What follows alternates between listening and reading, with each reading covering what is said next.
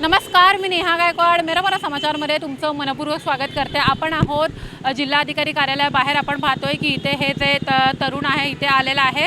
जिल्हाधिकारी कार्यालयामध्ये त्यांनी लेटर दिलेलं आहे, त्याचबरोबर त्यांनी आयुक्तालयामध्ये सुद्धा लेटर दिलेलं आहे। कारण त्यांचं हेच आहे की 9 मार्च रोजी त्यांचा मोबाईल आहे चोरीला गेला आणि त्याच्यानंतर ह्याची जी FRI आहे ते त्यांनी वर्तकनगर पोलीस स्टेशनमध्ये नोंदवली गेली। त्यानंतर त्याच्याबद्दल जी आहे योग्य ती कारवाई झाली नाही असा ह्यांचा आरोप आहे वर्तकनगर पोलीस स्टेशनवर। कारण का जेव्हा हे वर्तकनगर पोलीस स्टेशनमध्ये जाऊन त्या संदर्भात माहिती घेण्याचा प्रयत्न करतात तेव्हा त्यांना पोलीस फक्त फिरवण्याचं उत्तर देतात आणि मोबाईल चोरी होते हे खूप इझी गोष्ट आहे आणि हे कोणीही चोरी करतं, हल्ली चोरी अशाच वाढत आहेत असं एकदम कॅज्युअल उत्तर पोलिसांकडून मिळत आहे। त्या संदर्भात आपण ह्यांच्याशी संवाद साधत आहोत आणि एवढे दिवस झाल्यानंतर सुद्धा अजूनपर्यंत ह्यांचं जे मोबाईल आहे त्यांना अजूनपर्यंत मिळालेला नहीं है। त्यांच्याकडनं आपण संवाद साधणार आहोत। सर, क्या हुआ था अभी आपने जो है लेटर दिया है जिलाधिकारी कार्यालय में आयुक्तालय में, क्या कहेंगे, पूरा मैटर क्या है, क्या कहेंगे? मैं जॉब के लिए 9 मार्च को अपने जॉब के लिए जा रहा था। शास्त्री नगर बस स्टॉप से मेरा फ़ोन चोरी हुआ। फिर मैं वर्तक नगर पुलिस में कंप्लेन करने गया तो वहाँ पर 4 घंटे मुझे बैठाए रहे। फिर FIR लिखा उन्होंने। फिर 2 से 3 दिन के बाद उन्होंने आरोपी को पकड़ा। आरोपी को पकड़ने के बाद मैं जब वहाँ पर बार जा रहा था तो उन्होंने बोला कि मोबाइल ट्रैकिंग पे डाला है, आरोपी को मैंने पकड़ लिया है, लेकिन मोबाइल जब्त नहीं हुआ, उसने किसी अन्य आदमी को दे दिया है, किसी अदर आदमी को दिया है उसने। तो अभी तक वो मुझे जितना दिन से मैं जा रहा हूँ, 9 तारीख से मेरा ये फ़ोन चोरी हुआ है, आज हो गया 20 तारीख, अभी तक मुझे कुछ भी उचित जवाब नहीं दे रहे हैं। बार मुझे यही बोल रहे हैं ट्रैकिंग के लिए डाला है, जब मिल जाएगा तो तुमको दे दिया जाएगा। आरोपी को मैंने पकड़ लिया, तो आरोपी तो 2 दिन में छूट जाएगा। तो इसलिए मैं यहाँ पर पुलिस आयुक्त कार्यालय में आया हूँ। यहाँ पर मैं अपना प्रार्थना पत्र दिया हूँ उनको। अब देखते हैं आगे क्या कार्रवाई होगी।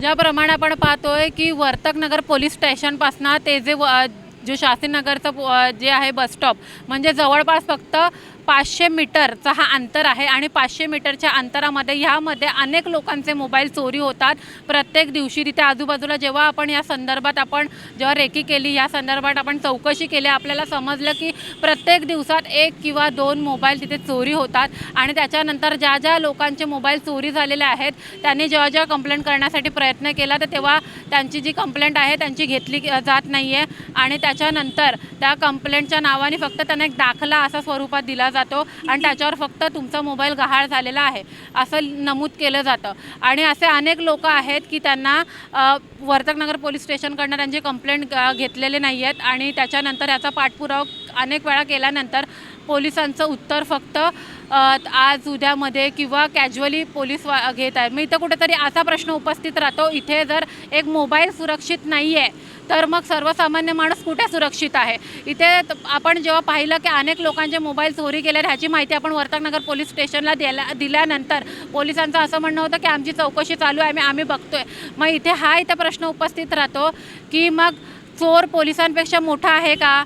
म्हणजे ती जर गँग आहे त्या गँगमध्ये जर एखादा मोबाईल चोरी केला, पोलीस स्वतःहून म्हणतात की मोबाईल जर चोरी केल्यानंतर ते एकमेकाला गँग आहे, गँगमध्ये जर मोबाईल गेल्यानंतर एकमेकाला ते फॉरवर्ड करतात मोबाईल, एकाकडून दुसऱ्या माणसाकडे मोबाईल जातो, त्याच्यानंतर शोधणं कठीण आहे।